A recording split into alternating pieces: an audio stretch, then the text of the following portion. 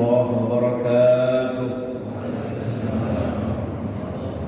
Allahu akbar, Allahu akbar, Allahu akbar, Allahu akbar, Allahu akbar, Allahu akbar, Allahu akbar, Allahu akbar, Allahu akbar, Allahu akbar, walillahil hamd. Innal hamdalillah nahmaduhu wa nasta'inuhu wa nastaghfiruh wa na'udzu billahi min shururi anfusina wa min sayyiati a'malina. May yahdihillahu fala mudilla lahu wa may yudlil fala hadiya lahu. Asyhadu an la ilaha illallah wahdahu la syarika lahu wa asyhadu anna sayyidana Muhammadan 'abduhu wa rasuluh. Allahumma shalli wa sallim ala asyrafil anbiya'i wal mursalin sayyidina wa habibina wa syafi'ina wa maulana Muhammad wa ala alihi wa ashabihi wa man tabi'ahu bi ihsanin ila yaumil qiyamah. Amma ba'd, usikum wa iyaya bi taqwallah wa ta'atihi la'allakum tuflihun. Qala Allah Ta'ala fi kitabihil karim, a'udzu billahi minasy syaithanir rajim. Qad aflaha man tazakka wa dzakara isma rabbih fa shalla. Shadaqallahul azim. Ma'asyiral muslimin sidang Eid rahimakumullah. Allahu akbar, Allahu akbar, Allahu akbar, walillahil hamd. Patut kita bersyukur kepada Allah. Hari ini kita bersama-sama merayakan hari raya Idul Fitri 1443 Hijriah. Kita bersyukur Eid pada tahun ini diberikan kebebasan kembali, tidak seperti 2 tahun sebelumnya. Tentunya dengan penuh harapan, mudah-mudahan suasana negeri kita akan terus kondusif dan aman seperti sebelum-sebelumnya. Para jamaah sidang Id rahimakumullah, 1 bulan lamanya kita ditraining, dididik oleh ajaran Ramadan. Ramadan sesuai dengan namanya adalah pemanasan, pembakaran. Makna pembakaran di sini sangat banyak. Di antaranya adalah membakar dosa-dosa kita. Karena memang kata Rasulullah SAW, "Man shoma Ramadhana imanan wa ihtisaban, ghufira lahu ma taqaddama min dhanbi." Siapa orang yang berpuasa di bulan suci Ramadan dengan iman dan dengan penuh mengharap pahala dari Allah Subhanahu wa taala, maka orang tersebut akan diampunkan dosa-dosanya yang telah lalu. Bisa jadi makna pembakaran di sini adalah merupakan training, pendidikan. Maka banyak ulama-ulama yang mengatakan Ramadan itu adalah syahrul imtihan wa syahrul tadriban, bulan latihan, bulan training.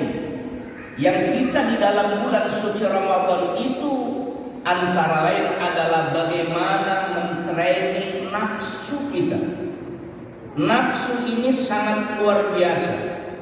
Banyak orang yang terjerumus kepada lembah yang sangat dalam akibat tidak mampu untuk mengendalikan hawa nafsu. Tetapi sebaliknya, siapa orang yang mampu mengendalikan hawa nafsunya? Allah mengatakan di dalam Al-Quran, wa amma man khafa maqama rabbih wa nahan nafsa 'anil hawa fa innal jannata hiyal ma'wa. Maka siapa-siapa orang yang takut terhadap nanti dia berhadapan dengan Allah di akhirat dan juga mampu untuk menahan hawa nafsunya, maka orang itu sesungguhnya surga tempatnya. Allahu Akbar, Allahu Akbar, walillahil hamd. Nafsu pada hakikatnya bukan berarti dengan ajaran Ramadan ini kita untuk membunuhnya. Tidak. Nafsu tetap ada, tetapi yang paling perlu adalah bagaimana caranya mengendalikan nafsu. Karena nafsu itu pada hakikatnya sangat dibutuhkan bagi makhluk hidup seperti umat manusia ini. Karena dengan adanya nafsu itu mampu manusia itu untuk beraktivitas. Apakah dia aktivitasnya itu ingin mendapatkan kehidupan duniawi dan juga untuk mendapatkan kehidupan ukhrawi. Hanya saja nafsu itu terlahir bukan hanya nafsu yang positif, tetapi juga ada nafsu negatif. Imam Al-Ghazali mengatakan di dalam Ihya Ulumuddin bahwa setidaknya ada dua nafsu yang ada pada diri manusia, yang dari dua nafsu ini bisa menjatuhkan dan merendahkan martabat umat manusia di seluruh dunia ini. Beliau menyebutkan ada dua nafsu.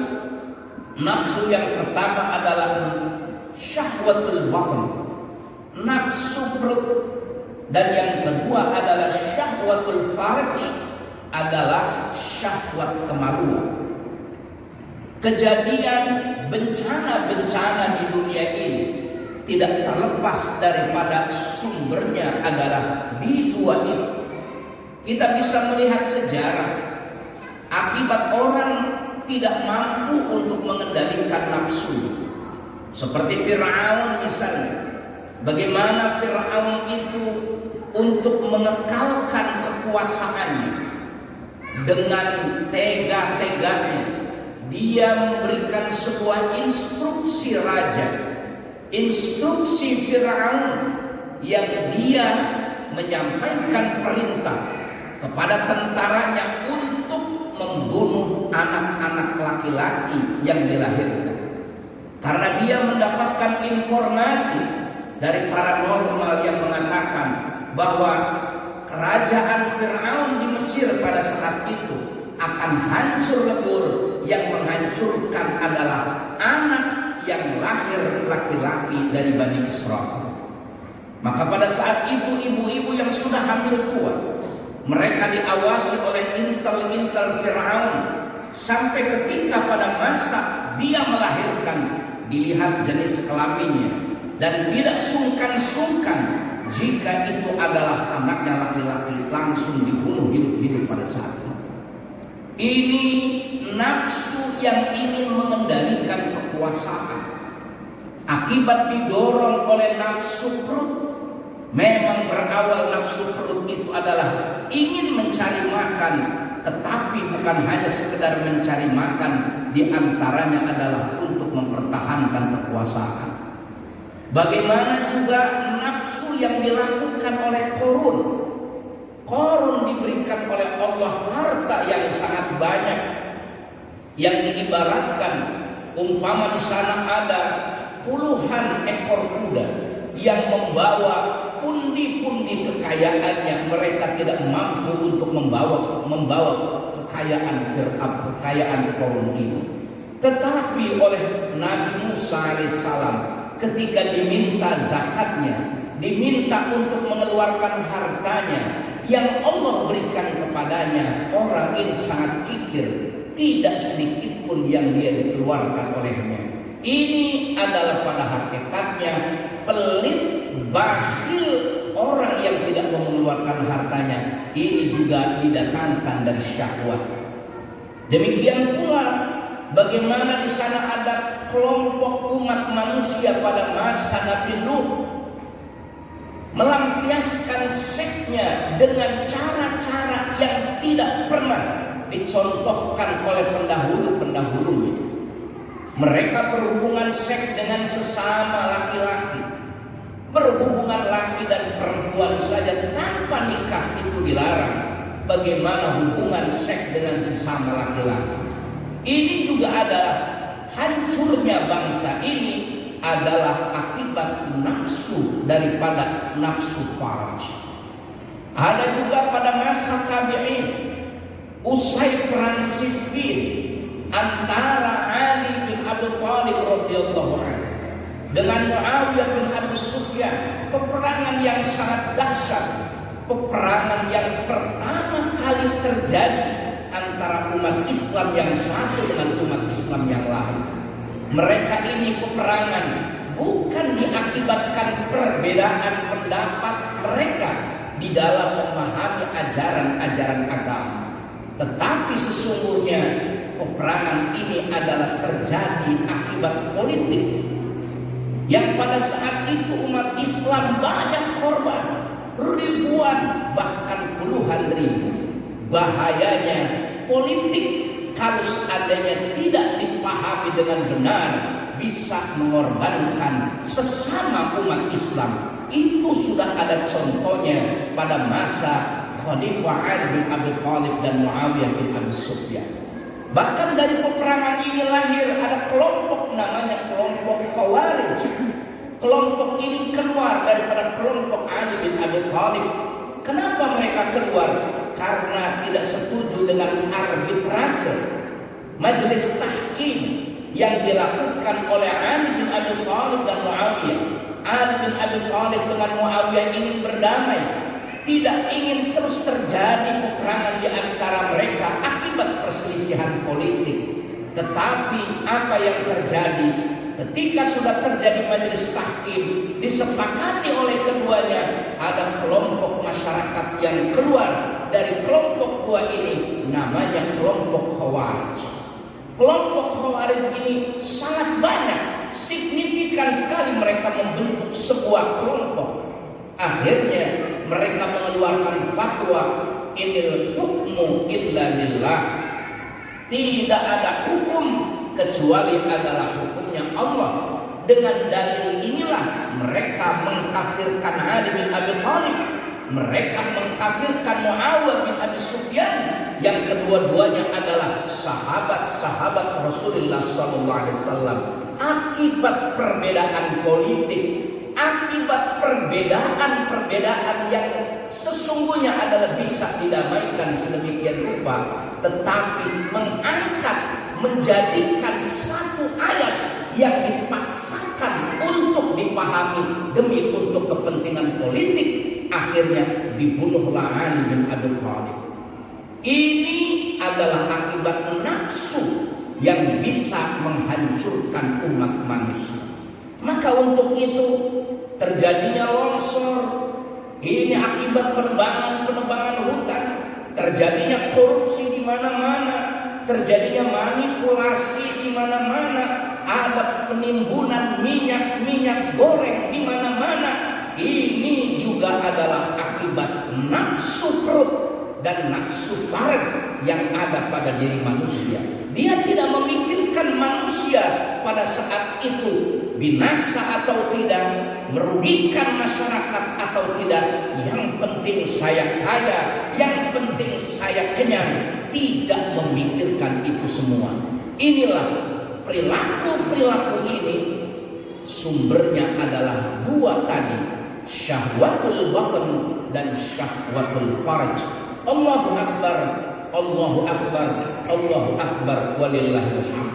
Untuk itulah 1 bulan penuh lamanya kita di-training oleh ajaran Ramadan ini supaya kita mampu mengendalikan nafsu kita. Setidaknya ada 3 pendidikan yang tersimpan di dalam ajaran Ramadan ini. Yang pertama adalah Ramadan adalah memberikan pendidikan tahzibun nafs. Bagaimana mendidik jiwa kita yang tadinya liar. Dengan adanya ajaran Ramadan, Allah mengajarkan manusia supaya manusia itu nafsunya bisa mampu tawazun, seimbang, mengendalikan diri, tidak kebablasan. Ini yang dikatakan adalah tahzibun nafs. Maka untuk itu tahdhibun nafs ini adalah menjadikan perilaku manusia itu merasa diawasi oleh Allah. Ramadan mengajarkan itu. Ketika Allah mengatakan tujuan puasa la'allakum tattaqun, untuk menjadi manusia yang muttaqin, itu antara lain adalah dengan ajaran Ramadan manusia itu merasa diawasi oleh Allah, merasa dirinya itu dipantau oleh Allah. Di dalam istilah agama namanya adalah muraqabatullah. Dirinya itu meskipun sendiri, berduaan, di sana ada kamera Allah yang senantiasa merekam perbuatan ini. Buktinya ketika siang bulan suci Ramadan, meskipun kita haus, ada di dalam kamar sendirian, di dalam kamar ada kulkas, kita tidak berani membuka kulkas untuk mengambil air dingin untuk kita minum. Kenapa kita tidak lakukan? Bukankah di sana tidak ada inspektorat? Bukankah tidak ada di sana adalah yang memantau kita? Kita tidak lakukan itu karena diri kita yakin meskipun tidak ada satupun orang, tetapi Allah memantau kita. Ini yang dikatakan muraqabah. Ini yang dikatakan merasa diri kita diawasi oleh Allah. Bagaimana Umar bin Khattab radhiyallahu anhu, beliau adalah seorang khalifah yang suka belusukan, masuk ke perkampungan-perkampungan untuk memperhatikan kondisi masyarakat yang dipimpinnya. Suatu malam beliau mendatangi sebuah gubuk, dan gubuk ini malam-malam ternyata ada lentera yang menyala di sana. Umar bin Khattab tadinya ingin mengetahui kondisi rumah ini. Ternyata di sana ada penghuninya. Di dalam penghuni itu masih malam-malam terjadi dialog. Seseorang mengatakan suara perempuan, "Ya binati khallidil labana bil ma." Wahai anakku, campurkan susu itu dengan air. Kata perempuan yang satu lagi, kebetulan anaknya, "Ya Ummah, alaysa mana'ana Umar?" Bukankah Umar melarang kita pedagang susu untuk mencampur susu dengan air? Kata ibunya, "Nah, Umar tidak melihat." Padahal Umar sejak tadi mendengar. Umar tidak melihat. Campurkan saja susu dengan air. Kalau sudah engkau campurkan susu dengan air, kau jual, kita mendapatkan keuntungan yang banyak. Umar pada saat itu kagum dengan ucapan seorang perempuan ini. Dia pulang ke rumahnya untuk menyelidiki siapa penghuni rumah itu. Dan ternyata penghuni rumah itu tidak ada lain hanya dua orang. Satu seorang ibu yang sudah tua renta, satu lagi seorang putrinya yang masih gadis. Untuk itulah Umar bin Khattab meminta kepada anaknya namanya Asim untuk menikahi perempuan solehah ini. Ini adalah buah daripada muraqabah. Alhamdulillah dalam sejarah dinyatakan pernikahan antara Asim dan anak pedagang susu ini melahirkan seorang putri namanya Laila. Dan Laila ini kemudian ternyata dinikahi oleh seorang anak khalifah juga, namanya Abdul Aziz bin Marwan. Abdul Aziz bin Marwan setelah Marwan bin Hakam meninggal dunia, beliau pun menjadi khalifah pada dinasti Umayyah, kemudian melahirkan anak juga. Anak ini seorang laki-laki namanya Umar bin Abdul Aziz. Keturunannya bagus, maka ayahnya bagus, kakeknya bagus, anaknya juga bagus. Umar bin Abdul Aziz seorang khalifah yang sangat memperhatikan muraqabah kepada Allah. Malam-malam beliau masih mengerjakan urusan kantornya dengan lampu cempor. Lampu cempor ini ketika itu datang anaknya malam-malam. "Assalamualaikum ayah." "Waalaikumsalam." "Ada anak anakku?" "Saya ingin menyampaikan amanat keluarga." Lampu yang sejak tadi menyala dimatikan oleh Umar bin Abdul Aziz. Anaknya bertanya, "Ayah, kenapa engkau matikan lampu itu?" "Ayah sejak tadi di kantor ini sedang mengerjakan urusan negara. Berani menyalakan lampu ini karena urusan negara dan minyak dari lampu ini adalah minyak minyak negara. Ayah tidak berani menggunakan minyak negara untuk kepentingan keluarga. Maka ayah matikan. Nanti kalau ayah menggunakan, dikhawatirkan nanti dimintai pertanggungjawaban oleh Allah. Bagaimana dengan kita? Tidak sedikit di antara kita yang kadang-kadang memanfaatkan fasilitas negara, fasilitas kantor untuk kepentingan pribadi. Seharusnya ajaran Ramadan itu bisa mampu untuk mengendalikan itu semua. Yang kedua, ajaran Ramadan ini adalah bagaimana caranya kita adalah untuk bersosial, pesan sosial. Kita ada empati sosial. Ketika kita lapar, pada hakikatnya mengingatkan kita kepada masyarakat yang lapar. Untunglah follow up daripada ajaran Ramadan ini. Di penghujung Ramadan kita diwajibkan untuk membayar zakat fitrah. Inilah salah satu daripada ajaran Ramadan. Sementara yang ketiga adalah adanya ajaran jihad. Jihad yang dimaksud di sini bukan hanya berperang untuk menghadapi musuh-musuh agama kita, tetapi jihad adalah untuk mengendalikan nafsu kita. Selama jiwa kita masih hidup, maka di sana ada jihad. Adanya musuh yang memusuhi agama kita ataupun musuh yang mengganggu jiwa kita, kita di sana diperintahkan untuk berjihad. Hadirin wal hadirat jamaah salat Id yang berbahagia.